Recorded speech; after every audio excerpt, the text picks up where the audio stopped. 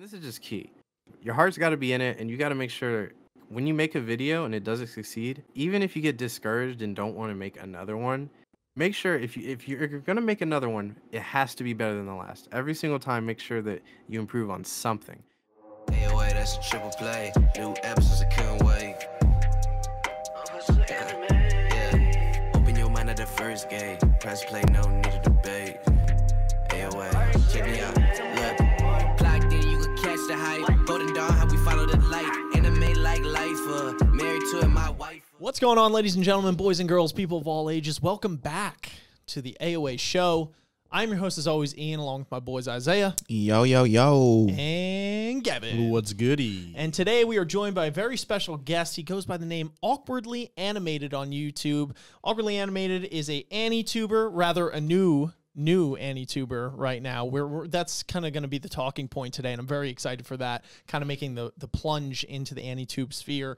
Also dabbles in writing and making of cartoons, and has kind of experimented with all sorts of cartoon and cinematic things relating to that, right? So, you did some things way back with some of like the more Western, I would say, rather than anime and things like that. But we're happy to have him here today. And Prince, why don't you tell folks that are listening right now a little bit about yourself and your story? Okay, well, I've been doing YouTube for about 7 years. Started like around 2013 when, gaming was big. And then I kind of dropped that for a while, then moved on to doing cartoons because that was like, I guess my main passion is just getting into that. Then after a while, I was like, I kind of like anime more, so I just dropped it all and just started doing anime. So that's kind of my story as far as YouTube goes. And yeah, happy to be here.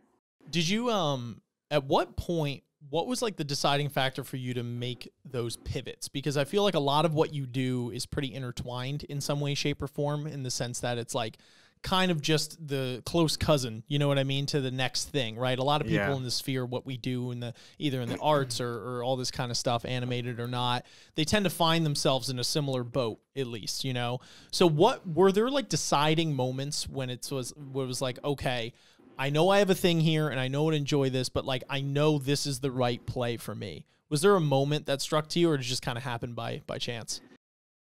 I think that's just kind of like life in a sense. Like, I mean, when I was young, I knew from the get-go I wanted to do art. I wanted to be an artist.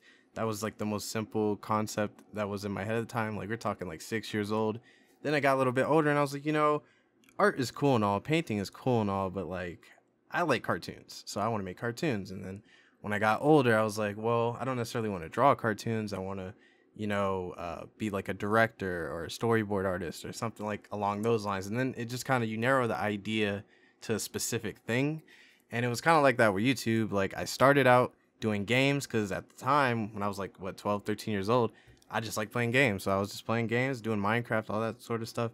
And that's just what you see people doing on the platform. And it looks fun at the time. And all my friends were doing it. So it just kind of turned out that way.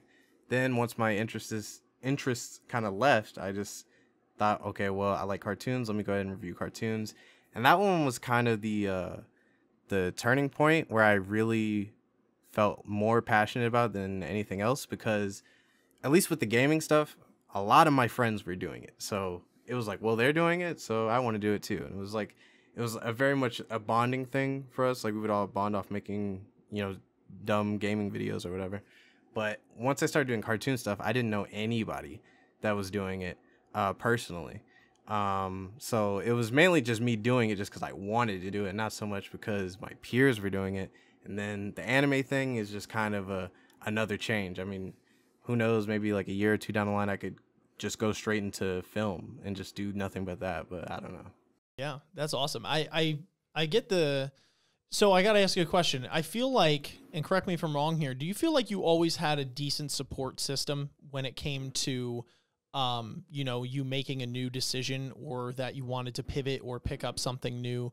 Because, relatively young in the grand scheme of things, but you've been at this, relatively since you were 6 years old. And I know there are some people out there, especially nowadays, we're going to see how this shakes up in the future, but the subject of not only the arts, but YouTube in particular, and anything surrounding that has this kind of taboo around it, especially with some of the older folks, you know, and even folks that are our age still and just don't fully grasp and understand that. Like, there's so many things that you're just ignorant to when you're not enmeshed in this, you know, this culture in this workspace until you're in it, right? And so there's a lot of things that people have to say, for better or for worse. But I feel like, you know, based off what you've said, and you correct me if I'm wrong, that you've been able to kind of transition and pursue a lot of these things since a young age, kind of, you know, not where you're not being blocked off, you know, on each end. It seems like you have pretty free reign to do that. Would you agree with that? Or do you think that, you know, there have been a lot of obstacles in that realm? And, you know, who are some of the people that were able to kind of help you along that path? So with the artist thing and just getting into the arts in general, that was very much supported. Like, it wasn't like, I mean, of course, a lot of parents don't want their kids to go to art school because, you know, that's like, some will see it as like a waste of money. But I mean, my parents have been like super supportive in the sense of like, do what you want to do, whatever makes you happy, that sort of thing. When it came to the YouTube thing, I kept that secret for a long time. Like, all the gaming videos and stuff, it was very much a thing just me and my friends did, so I only shared it with them. Honestly, I don't think really any relatives know about the gaming stuff. But it wasn't until I started doing the more, I guess, family-friendly cartoons and anime review stuff that were more highly edited. And I guess I was more proud of that stuff, so I was more open to sharing, because it was something that I felt really proud of, and I just wanted to share with as many people as possible. And yeah, my mom watched my videos, my dad watched my video, grandmother, like, they all watch it. Sometimes it adds a little bit of anxiety when it comes to like making it and typing the scripts and stuff, because you're like, oh no, they're gonna see it. But like, it just got better the more and more I got better at it myself, and I got more confident about what I put out. And now it's just like, I could put any video out and I don't really care who watches it. I'm just glad it's getting watched, you know? Yeah, for sure. Gavin, it looked like you were about to say something. No, I was going to say, I feel that like to the extreme, especially with parents, like watching things that you produce and record, because like, if you've seen any of our shows, we're pretty rough when it comes to talking. And like, I remember going upstairs after recording one day, and my mom was literally sitting on the couch with my dad, and they were watching like one of our videos, and immediately I just turned around and walked away. And I was like, I'm not dealing with this right now, because I'm either going to get my butt beat, or like, or they're just going to say something. So anytime they bring up like something about the podcast, dude, I redirect, and I'm like, no, don't talk to me. And it's like, it's crazy, because it's like weird, because my mom actually likes it and she's cool about it. And, you know, sometimes she's like, stop cursing, or like, you know, the mom things like that. But like, I definitely feel that anxiety just when you think about your parents looking at anything that like you're working on or you do, because it's just like, no, don't talk to me, get away. So I feel for you on that level, for sure. I remember one time when, you know, at a place I used to work, and my boss came up hours at the time, and when we were just starting the show, he was like, hey, you got a podcast going on? Because, you know, basically a podcast at the time. And I was like, yeah, you know, we got one. He's like, oh, okay. So he went on vacation or something. He came back like a week later, and he's like, oh, I listened to your podcast. And I was like, oh, which episode by chance? Because I remembered like the day or two before we had recorded one where I just went off about something like really stupid and was just like, basically insulting probably half the fan base. Not my brightest moment, but like, and I was like, he probably listened to that one, and it was that one. And I had to give him, I was like, listen, gotta let you know, like, I'm pretty vulgar on that. He goes, dude, we're all human, it's cool. I was like, okay, it is what it is. But I don't know, that was just it just reminded me of that. You seem to be very you got a lot of secrets. You got a lot of secrets there, Prince, namely your face. Why don't I'm curious to know, because you're not the only one. There are so many YouTubers out there that do that and kind of like shroud it in mystery. And I was wondering why you came to that conclusion or that decision in making it, because I feel like there's, you know, it's a pretty big split down the middle, you know, in terms of who shows, who doesn't, and kind of if they want to build that mystery around it, you know. And I think it works in some respect, but why did you choose to go that route? Well, the big reason is, at least for this, because I didn't mind doing it before. When I was doing the gaming videos, I would have some where I had face cam on. At that time, not like thousands of people were watching me, so I didn't really care. A lot of times it'd be my friends and just, you know, a small net group of people. But now there's a lot more elements in the videos that I feel are they kind of get the charm taken away from them if I were to put my face and stuff more. Mainly like with the character and the persona I'm trying to put into the videos. It's like it's a part of me, but it's not like necessarily me. I want the character in the video to be not only just voicing my opinions, but acting in that universe. Like it's goofy. Like he's in like a spaceship and he has this computer talking to him and all this stuff. And I want to build a bit of a lore around that, or like story around it, just so viewers can have something to look forward to each video. It's not so much, oh, this video is just a review of this, or this is a review of this, but like the banter between the two can like add an extra layer to each one. I want like there to be a reason for everyone to watch every single video. And it's not a matter of secret. I mean, like, it's out there. If people dig deep enough, they could find it. So I'm not really like stressed about anyone finding out or whatever what I look like. It's just a matter of keeping up the image for as long as I can. And I mean, when the time comes, it'll eventually, you know, make itself known. But I mean, it's not like a huge secret.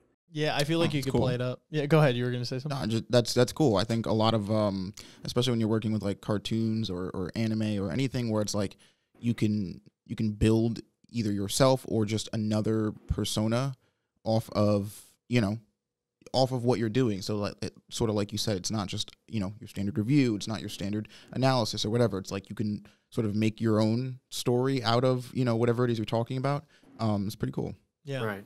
That is cool stuff. You have a couple YouTubers down your list that do that too, right? As I know, I feel like you're the most enmeshed in, like, you know what I mean, like some of the content. Yeah, I mean, I definitely know of YouTube. Yeah, like I mean, like you said, it's not an uncommon thing by any means. It's you know, whether it's some people who are just a little bit more, I guess, anxiety prone being on camera, or more like in Prince's case, whether it's like you're trying to do something with the fact that like you're not, you know, like, quote unquote, you're not the one who's speaking, right? It's like your character or your persona or whatever.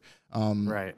And I think, like, you know, and I'm not, this is necessarily your route here, but a lot of people who go down this route, like, it's almost like it's the direct inspiration of either the cartoon, like the feeling of the cartoons or anime that you watched growing up. It's like that feeling of like, I guess like community, or like, you know what I mean, being able to like sit down and it's like, oh, let me turn on another one of awkwardly animated videos and like watch this guy like talk about this thing, you know what I mean? It gives you that same like, you know, that same wholesome feeling of like just sitting down and watching this guy talk about or goof around with whoever about whatever. It's cool. Yeah, I like it. Exactly.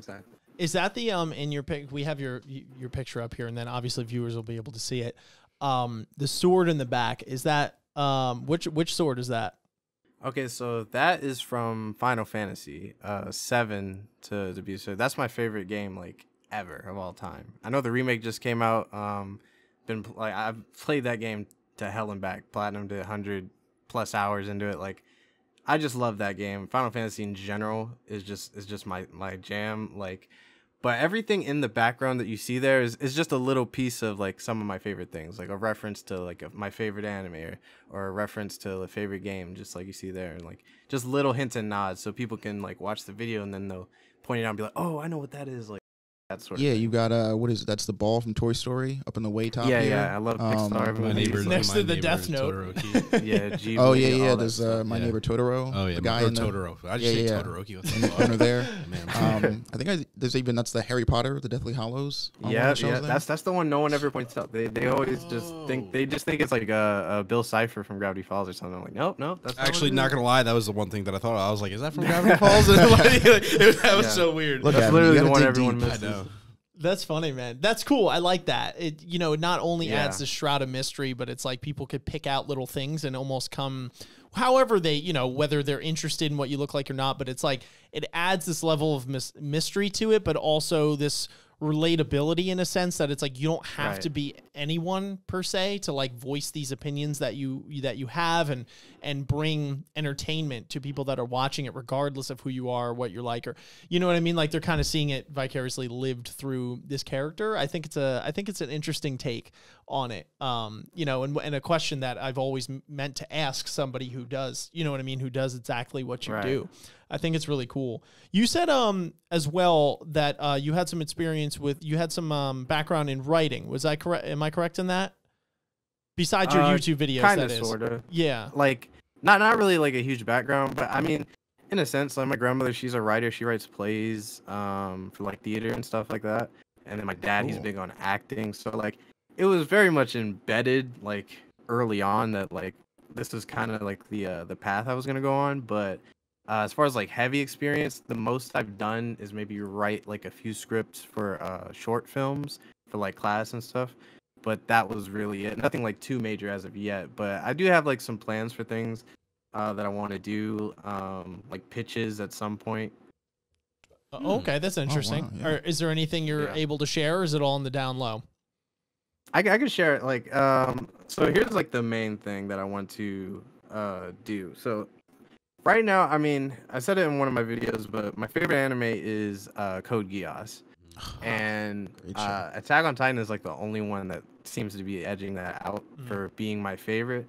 But the main things I love about those shows is the feeling of like groundedness to the world Mhm. and consequence. I love when stories have like some bit of consequence to them where like nothing is just, you know, all happy go lucky, sunshine and rainbows, that sort of thing. And a little bit of politics in there. Not like, you know, stuff we're dealing with right now, but you know, like just like inner turmoil between, you know, governments and people and societies and what that, you know, looks like. So Right, it was right. something I always wanted to tackle. This is like the most I'll say because like it's very much a thing that hasn't been like handled as well as I would like to be. Is I want to do a show about like Atlantis, and that's like the main setting. But it's gonna be very similar to those shows where it'll be very grounded. There will be, you know, inner turmoil between the different societies. There'll be lore, all this sort of thing. And I don't want to go like too in depth in the ideas I have because, you know, people watching stuff like that. But that's like a little tease at what I want to do, what I want to build towards. Ooh, Wow. that's super Yeah, exciting. sounds really cool. Yeah, that's Yeah. cool. And I totally agree with you in terms of the consequence.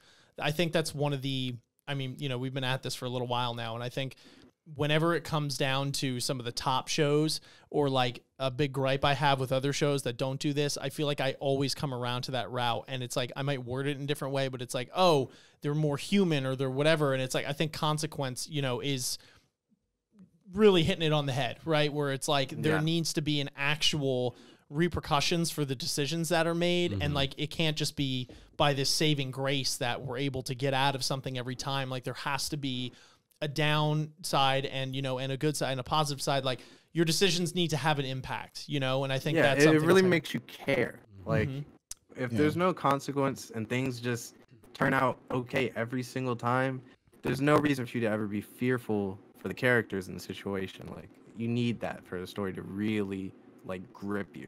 yeah. No, 100%.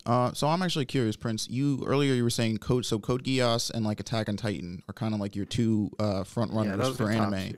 two. I guess whether it be anime or cartoons, are there any other shows or movies specifically that like you would helm as like the big inspirations for you as far as either doing this or just sort of like starting to get into the creative, you know, shtick in general?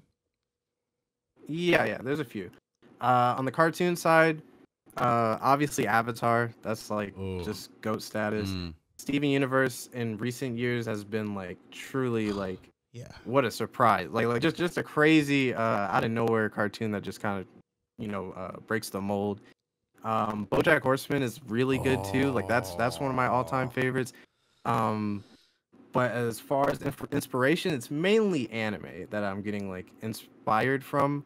For movies, I just have favorite movies. I don't really take too much inspiration from movies because I don't know. I love movies, but movies are so like one and done. Unless you like, you know, talk Yeah. about Marvel and stuff. I like long stories, like epics and stuff like that. But my favorite movie is probably like Scott Pilgrim or something. It's just a fun movie. Oh, but yes. yeah. So That's fantastic. I think there is something to be said too, where it's like when you're able to flesh out, you know, all the beats to this story and like traverse this path, but actually it's feel a like journey. you're walking alongside them. Yeah. Rather than it being such an expedited version. I feel like when you're on a movie, you're on like a bullet train as compared to when you're on a show, you know what I mean? You're able to like stop and smell the roses and see everything around and be like, and actually have much more stakes. So that does make a lot of sense for sure. For sure. yeah. Yeah, that's awesome. I asked you about your Reddit and your Reddit escapade here on trying to essentially have people work for you in getting your editing, like for your editing process? It might seem like a silly question, but I actually, when we were talking initially, I actually got, I was like, wow, why didn't I ever think of that? Have you, beyond that, well, first of all, you know, explaining to people that don't know what I'm talking about, you know, just kind of the backdrop to that. And do you feel that you utilize Reddit for more than just that, or that you're avidly, you know, do you recommend that as a platform to use for more than just what it is you used it for, like something that you use in general, or is that kind of just like a one-off, one and done? Reddit is a very, very useful tool, mainly for like making connections. But a lot of people blow up on Reddit, especially on YouTube. But the thing is, a lot of that comes from like a fan like sharing your video, or someone watching your video that has influence. They go on Reddit, they put it up there, and then boom, you could blow up overnight. So like when it comes to Reddit, I just use Reddit as a tool to make connections with people. Like I'll go on there, they have subreddits for literally everything. So like with the editing thing, I just went on a subreddit that's editors for hire. I went on there, just put a post, and I got like 10, 12 people that asked to want to do my edit my videos, and then I kind of held a bit of like a competition type thing to, you know, choose who I pick. So that's kind of what I use it for, but you could get a lot of use out of Reddit. It's you should definitely not sleep on that one. So yeah, that's one thing I could, you know, say to any like aspiring person who wants to do this. Use every single tool that's given to you. Like I've recently been putting just small little clips or like, you know, highlights of my videos. I've been putting them on like TikTok. I don't even use TikTok, but you put it on there and like the shit will get like 300, 400 views without you having any sort of following on TikTok. So like that's a good method. I'd literally just post a clip of it, put the YouTube link in on the screen in the video, and like some people literally come to my channel from there. So what I have to recommend is just go to every single social media outlet, Twitter, Facebook, TikTok, all these places, Instagram even, and then just put your stuff everywhere. And like it's like a snowball effect. Things will just build and build and build. And like eventually, you never know. On one of those platforms, you may blow up. It doesn't have to necessarily all come from YouTube. Yeah, I would. Good point. Yeah, definitely second that for sure. Do you find that you kind of have to manage your time in order to be able to post all that kind of thing? Because I feel like we're pretty active on social media in terms of the ones that we're on, right? So like we have like Instagram and Twitter and like, you know, Facebook or whatever.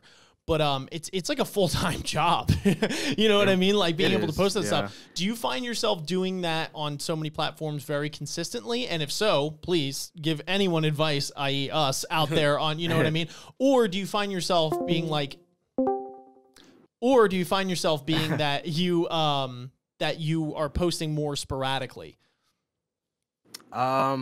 It's not really sporadic. I've noticed that you all use community posts a lot on YouTube. That is a great tool as well. I fucking love community posts. Yeah. You're like that. That's something you have to take advantage of too. But I think it depends on the content, because for yours specifically, you can make the TikTok thing work. You'd probably have to like cut a very specific funny moment or snippet of your podcast or your video to put in there. But like you just have to make sure whatever you put, it has to be eye-catching. Like that's how I try to start all my videos off, with something that catches their attention, because viewer retention is so important. Like literally people will click on your video and click off in 5 seconds, just like that. And the stats show it. Like you have to make sure that whatever is in the first 30 seconds or first minute, it has to be like eye-catching. You have to maintain their attention, or else like they're just gonna wander off and click on some other video. Yeah. What are some things that have helped you in you know, retaining that attention essentially? Like, are there any things that you like tried and trues that you go to, or? Yeah. Like what I've been doing as of recent is YouTube is very much a game, and it's like when you realize it and it clicks, it hurts that it took this long for it to really click for me. Because like I'll look at other people's videos and I'm like, okay, why is their video doing so well? Why did this person blow up or whatever? Like there's a YouTuber, he's an Anituber. His name is Scam Bully Reviews. I met this guy. I joined his Discord server last year, and at the time, and I was trying to talk to him to do a collab video. This is when I was just gonna start playing around with the idea of doing anime, but I wasn't like committed to it. He had, I want to say, like 14K subs. Right now, if you look at his channel right now, he has like 220,000 subs. And he was doing anime videos, a lot similar to the ones I do now. But the thing is, like, all it took was just one. It just took one video to just blow up, and next thing you know, he hit like 100K in a matter of like a month or two. And when I really sat there and analyzed his videos and the way that he goes about making them, his videos are very like energetic. They're very sporadic, and they're very eye-catching. The very moment you click on the video, there's no like intro, that animation that plays or something like that. It's very quick, straight to the point, in your face. Like, and I've noticed, I mean, like, that's just kind of how you do it. A lot of people that watch YouTube, they're kids. They don't have the attention span to really sit down and be like, okay, this is a 10, 15-minute video. I'm going to really sit down and pay attention. A lot of kids aren't trying to do that. So you got to, whether it be putting a meme in the beginning or putting like some sort of joke, or like with a podcast, for example, you could take a very funny moment in the podcast, a very funny segment. You could put that in the very beginning and then cut to the intro. Just little things like that will keep people invested. And then before you know it, they're like, dang, I've watched like 2 minutes of this video already. I guess I might as well finish it. Like they'll get to that point. And it's really, really important that you do that. And especially with titles and stuff, like I could have easily named my Tower of God video Tower of God manga review or manga first impressions. But I guarantee you, if it was named that, it would not have done as well as it did. Like, there's just certain little things that you pick up on, and you won't pick up on them right away. Like, you'll think, well, I mean, my video's good, you know? Like, the title matters, man. They will not click on that thing. It could be the most amazing video in the world. If that title is not eye-catching, if that thumbnail is not hitting, they're just not going to click on it, and it sucks. I have a lot of videos that were just like that. The video is really good, but, like, it just didn't do well just because the title and the thumbnail just wasn't where it needed to be. So that's the biggest advice. Like, you watch the people that are succeeding and really study what they do and how they do and why it works. And like, I'm telling you, it will literally like make strides with your videos. Yeah, no, that's really good advice, and thank you. And it's funny as you were saying what you were saying. It's like, it's such a double-edged sword, right? In the sense of some things you were talking about. So, for example, when you were saying like, you know, you could have the best video in the world, but somebody might not click on it, and like a lot of it's a game, and it's like that brings a lot of, depending on how you look at it, some people might be very discouraged by that, but at the same time, it brings a lot of hope to it as well, right? Because it's like, the fact is that knowing the correct tools to use, right? You know, you're able to potentially catch that much more audience, and you're able to, provide them with that, that clickable video. And basically what it does is, it just draws more eyes in general, where it's like, if you didn't know that, you're sitting there being like, why, because it's the most depressing thing in the world when you put your heart and soul into a project, and it's 100%. like, and it's like, 10 views. You know what I mean? It's like, dude, we literally spent so much time adding a freaking clock to our stream the other day, and I was like, I swear to God, I better get 38 compliments on this clock. But it's like, realistically, that's never gonna happen. They're gonna be like, okay, nerd, like that looked mediocre, like, right. But it's funny, but it brings a lot of hope too, that like once you understand, the game, because it's all about entertainment at the end of the day, right? Like, you could take that in any sport too. Like, I know, like for me, I'm a fan of mixed martial arts, so things like UFC and things like that. And at the end of the day, it's like,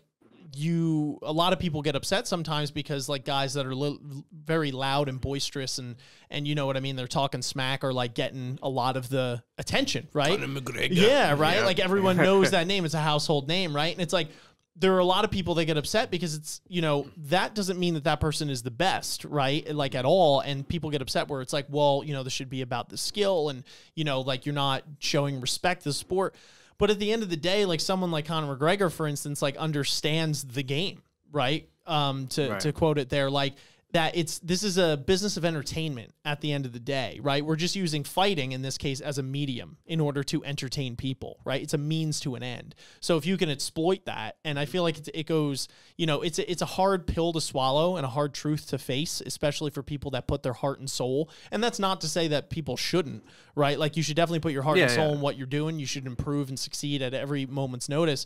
You know, you shouldn't waste too much of your time trying to rig the game rather than just getting good at, you know, just getting better at what you do. But at the same time, it's like kind of understanding, you know, everything there is to it. And another point you bring up, kind of the same, going down the same road here, is that, you know, I watched a video the other day and it was saying something along the lines of like growing on YouTube. And they were talking about where a lot of people, you know, in 2020 believe it to be a disadvantage, you know, to be starting YouTube so late, or they're like, oh man, this sucks because I'm so late to the ball, and like it's so saturated and stuff. And they're not wrong in many senses, but there's kind of a light at the end of the tunnel, and there's another way of looking at it, especially from what you just laid out, in that you have a plethora of creators right now that have done it and are doing it well. And, you know, when YouTube was the thing with just cat videos and salad fingers, like they didn't have all these people, you know what I mean, to refer to see what works and did. Exactly. So they just had to kind of try and do all weird shit and like all this other kind of stuff. And eventually maybe something clicked. But like, you know, now we just have, you could, you know, take your pick, like look at like a Mr. Beast video or a PewDiePie or whoever, 100%. You know, like an Anime Man or whatever. And it's like, you kind of understand, you know, what it takes to get there, and you can kind of put your own spin on it, you know, but it's like treating it like a business and like, you know, really taking the time to invest into this to make it grow, like your life depended on it, you know, in a lot of ways is I think it's also like this, you know, this game that we refer to, which is YouTube, like is always never stagnant, right? Like when one of the things that I like hear the most or most commonly when I'm either listening to or watching YouTubers talk about like their YouTube fame or popularity or how to get there, you know what I mean? One of the things that they always say is like never, like you can, you know, it's obviously incredibly helpful to like get tips and like learn what people do and what their trick of the trade was. But like that person's trick of the trade might have been 4+ years ago, right? Like the world, like, you know what I mean? It's always like, I think adaptability is the game, because it's always about, and we touched on this earlier with the social media thing, but like using literally whatever tools you have, because the tools that we or people, you know, 3 years from now have will not be the tools that we had at our disposal, or the people that 3 years before us had, you know what I mean? So it's like learning how to play the game, but learning that the rules of the game never stay the same. Yeah, I think that's a brilliant point. Gavin, why are you smiling over there? What do you got? Can't. No. I don't want to. No, I'm just thinking about this. I'm like, all right, we're adapting. Fans, you'll hear it here first. Our OnlyFans is coming out next week. No, I'm kidding. Dude, on a real note, no, don't segue. Do not segue. You can ride. Dude, I wasn't saying we're making an OnlyFans. No. Honestly, though, you bring it up as a joke. Obviously, you know. No, it's not a joke. I'm dead serious. No, next that's week. What I mean. That's what I mean, though. It's like, it is crazy where it's like these things come out. Like, there's some celebrity who just, quite a few celebrities now are making OnlyFans, you know, and like they're making millions. It's insane, dude. It's insane. But it's like, the point is, you just never know what's going to come down the play. Yeah, man. Gotta know the market. Yes, XLs, but crazy. Anyway, so Prince, you I'm curious to know if you have any sort of goal, aspiration, or plans when it comes to your channel within the next, I don't know, let's say a couple years, or just, you know, life endeavors in general. I know you were talking about some of the things that you might be interested in the future, but if you had some sort of route in your head in terms of how to get there and what you want to accomplish. If I'm being honest, like right now I'm the most motivated I've ever been with making stuff.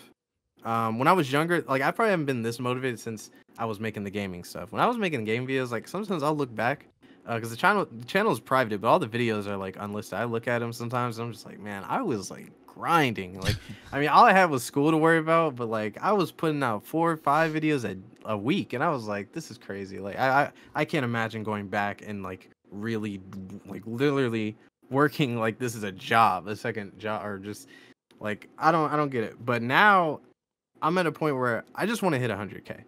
I feel like if I hit 100K, I'll feel like satisfied. It doesn't have to be a job. It just feels like that's a number. I just want that plaque, that award that just shows like I made it. My work got me there. But I mean, if it does, supersede that, and I get to a point where I can do this for a living, I'm definitely going to, reap the benefits. But I'm never gonna like just entirely quit the main goal, because a lot of people, they use YouTube as a platform to catapult them into what they really want to do, whether it be, getting into acting or doing TV and all this other stuff. And that's kind of what I want to do. I want to use it as a huge resume that I'm just building up.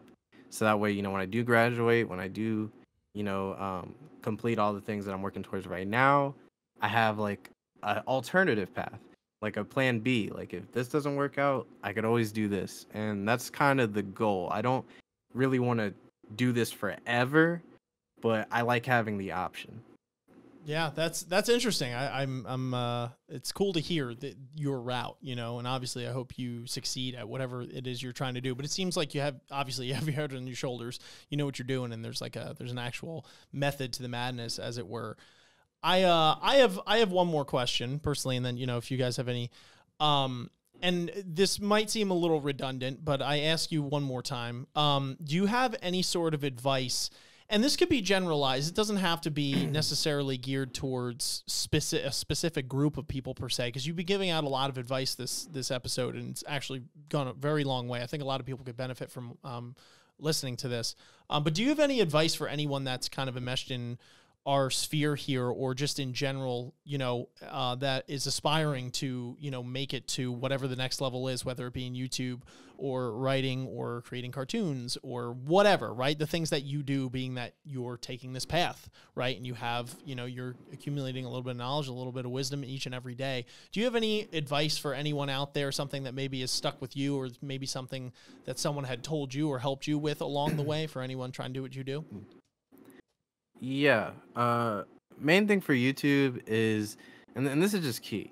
Your heart's got to be in it, and you got to make sure, like, when you make a video and it doesn't succeed, even if you get discouraged and don't want to make another one, like, make sure if you're gonna make another one, it has to be better than the last. Every single time, make sure that you improve on something, because otherwise, your videos are gonna be stagnant, and there's not gonna be a reason for you to grow. Like, I go back to my old videos and I just look at them and I'm just like, man, I came so far. Like, all the things that I've self-taught myself, the things that I've learned how to do on my own with no like special classes and all, I just literally Google how to do this, how to do that. And like, when I really think about it, I'm like, wow, like I really like gained a lot of knowledge from just doing this spare hobby. And like, it adds a lot to your, skill set. And that's like super important, even if you're not going to continue to YouTube. Like, it gives you, like, I could be an editor for someone, or I could get a job doing, graphic design or all these other things because of what I've self-taught myself through doing videos. So the biggest thing to take away is, like, find a circle of people that do the same thing you do. Because I have to say, like, a huge thank you to, like, the cartoon community. Because even though I don't do videos in that sphere anymore, when I did hit success, like one of my videos, the DreamWorks video, it has like 700K views. When that video blew up, one of the people, they reached out to me and they were like, we want to invite you to, it's basically a Discord server, it's cartoon, creators, and they're really big channels. But like, when I got invited into there, it was like really cool. Like, first it was like a lot of like geeking out, because, oh my God, like all these people that I watch are in here, that's crazy. But like, it's truly a when you're surrounded by like-minded people that do the same thing as you, it motivates you even more to succeed. So like, whether it doesn't have to be like someone much bigger than you, but just anyone that's doing the same thing as you, like even like just us in here right now, like doing similar things, like that can push people or motivate people to do better. Like, yeah, I'll look at your videos, take something from what you do and maybe add it to my thing, or vice versa, stuff like that. So I would just say, stick with like-minded people. They'll push you to succeed, and make sure every video that you do is better than the last. Those are like the two biggest things that I could recommend. Fantastic advice. Thank you. Yeah. Did you guys have anything else that you wanted to ask Prince, or? I guess, a little bit more of a lighthearted one. Just as far as anime goes, or maybe even still cartoons, like what are you watching right now? Right now, I'm honestly like I'm not watching a lot, but I'm related to a few things. I'm watching for anime. I am watching Agretsuko on Netflix. I have like 3 episodes left on the latest season, so I gotta finish that. I'm rewatching Nana. That's like one of my favorite animes. I just randomly got the urge to rewatch that. I was like, you know what, let's just knock it out. And then I'm also watching ReZero. I'm kind of watching Rent a Girlfriend. I don't know, off and on. Like I read the whole thing, so there's no reason for me to watch it. But I'm just kind of just absorbing the trash. And then for cartoons, I'm not really watching a lot of cartoons right now, but I need to finish She-Ra on Netflix. That show's really good. Like I know it looks like some girly stuff, but bro, let me tell you, like it's Steven Universe. It's just like that. So if you like Steven Universe, try out She-Ra. You'll actually enjoy it. But yeah, that's all I'm watching right now. Is it because I have to ask this? It's really ironic, right? Because we always say this. It's ever since we came together and decided we're going to make an anime show, podcast, whatever. You know, we're going to make an anime channel. It's been really ironic because the one thing that you need to do to really, you know, keep it going is watch anime, right? Or read manga or whatever. And it's like, now that we're in it, there's this weird irony where it's like, you have that much less time to actually watch anime, right? No, it's like you got to fit it in. I've been reading way more than I've been watching ever. I don't read stuff. Like I really don't. Ever since last year when Beastars came out, I just read all of Beastars, and now I just read that weekly. And then I was like, okay. Then Attack on Titan. After I finished season 3, I was like, bro, I gotta read. I read all of that. Now I'm caught up in that. I read that every month. And then now all of a sudden I have this like stack of things that I read every week. I read Rent a Girlfriend now. I read Tower of God and this new I've been reading like 3 different webtoons now. Like it's crazy. It's like all this stuff just came out of nowhere. I never read manga, but now I'm like all about it. Like I read more than I watch now. It's crazy. Do you find it easier, or do you just kind of prefer that style? Like, why do you prefer reading over watching? So before I didn't really read. Only time I read was Naruto, and that was like one of my like growing up. I love Naruto type things, and when Shippuden was airing, I was like, this is taking forever. I just want to read. so then I just read Shippuden. But that was like the only time I read for like the longest time. And then it wasn't literally until last year after Beastars, and I was like, you know what? I want to know where this is going. So I read the rest of that, and I was like, you know, manga's kind of cool. And then read Attack on Titan, and that one was the one that really solidified it for me because Attack on Titan, reading it is a totally different experience from watching it. Like watching it is very good. The music and the animation is beautiful, but like the gritty and like heavily detailed art in the panels is just like it feels so much more like realistic in a way. It's weird to say, but I just really fell in love with manga art. Like just the art is so damn beautiful to look at. Like it just feels like you're like reading or taking the source material in its most rawest form. Like the anime censor stuff, like it's like you're getting the kiddie version when you compare it to the manga. So I just like reading the source material now more than anything.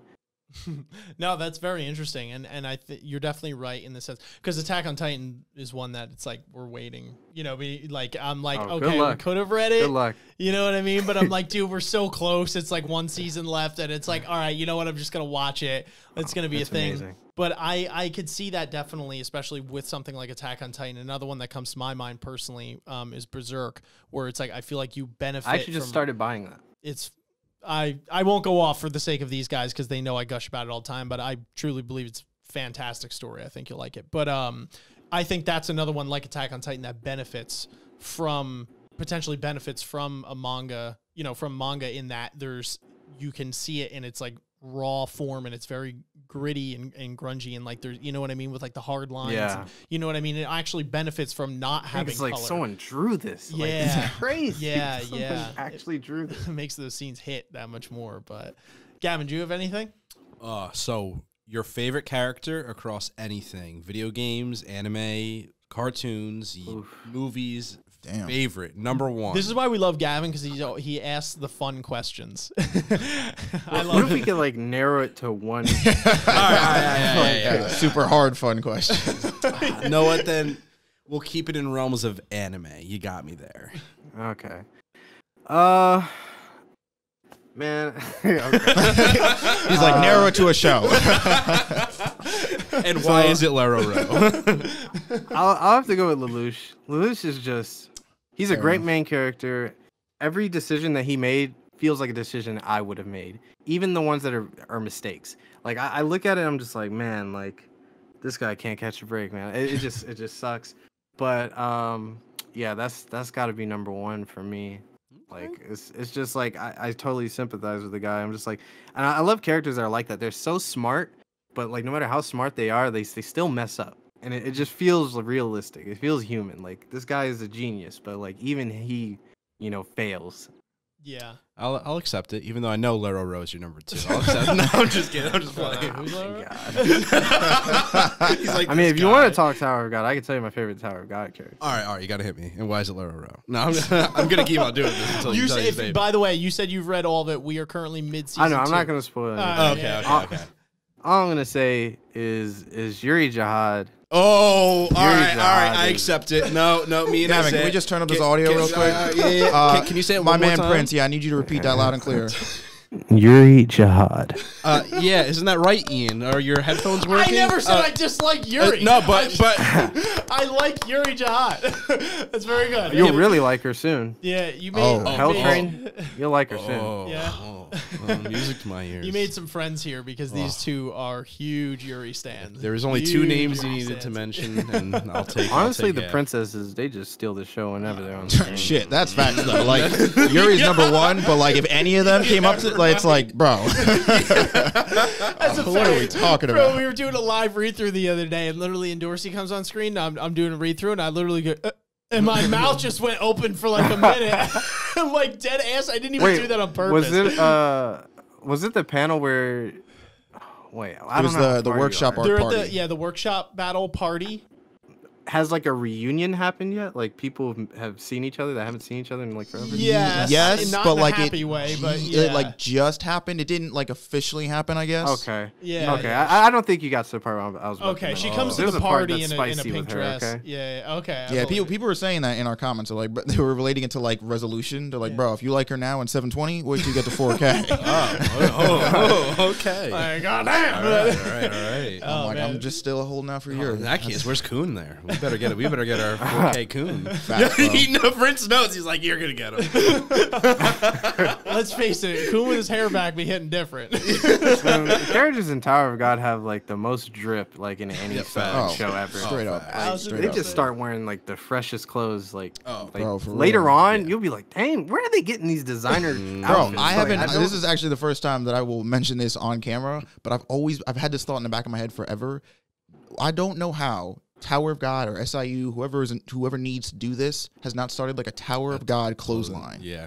Yeah. I Yeah, like, would it's on the go same level of, broke like, Kingdom behind Hearts. that shit. Like, these yeah. characters just have crazy drip. Like, Oh my god. Even when they were like, I'm piss poor, I can't own a meal, or I can't even buy a meal, and like they're coming out with, like Gucci belts and shit, and you're like, where's the correlation here? Like, you look like a savage, yet you're eating bread. Like, what is I happening? gotta chalk it up to like, you know how like Mercedes is like, like a huge deal, like the cars like here, but it's like Yeah. you see in Germany, it's like that's just your run of the mill car. They have Yeah. Mercedes like everywhere. That's gotta be what it is. Where it's like in the Tower of Yeah. God, it's like clothes like that are just readily Yeah. available. You're like, bro, people are that's the throwing them nicest out. outfit. They're like, this is a poor man's outfit. What are you talking about? And you're like, what?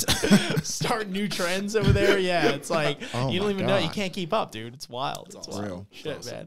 Anyway, Prince, it was awesome having you on, man. It was a lot of fun talking. You gave a lot of great advice, fun conversation, and I appreciate it. Yeah, man. I really hope that you're able to achieve the goals that you set out for yourself, Mm-hmm. because I think a lot of people that listen or watch this will get some inspiration from it. And I truly do mean that. You've offered a lot of advice. And definitely something that we could keep in mind, and for anyone listening going forward. But is there real quick, Prince, where can people find you? I mean, you said you're everywhere, but I mean, like, kind of some of your main ones if somebody Plug it wants to up. check out your content. Mainly the YouTube, just youtube.com/awkwardly animated. That is like the main place. And it would be nice to have some more followers on Twitter, keep the conversation going there. TikTok, you can do what you want on TikTok. I just literally upload advertisement videos on there, like, hey, go check out my channel. Like, I don't really frequent that, but if you want to go there, you can go there, I guess. Yeah, that's awesome, man. And you have to let me know if and when you read Berserk, because I need more Berserk stands out there. You're always that'll welcome be soon. to I got bounce the it. 2 special edition volumes, the dope. big ones. I got 2 of Gorgeous. those. They look so gorgeous. That's just So sitting there lucky. waiting. Yeah, they're so gorgeous. But anyway, man, we've taken enough of your time. It was a blast. Thank you so much for coming on. Ladies and gentlemen, Awkwardly Animated. Go check them out.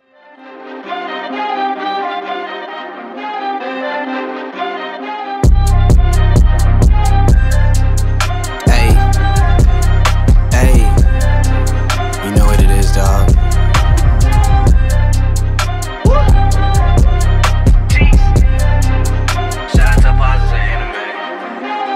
Ninjas are samurais, blazing the kunais. Find me in the leaf of the cloud, screaming out Bankai. We just some ghouls though, who like seeing parts fly.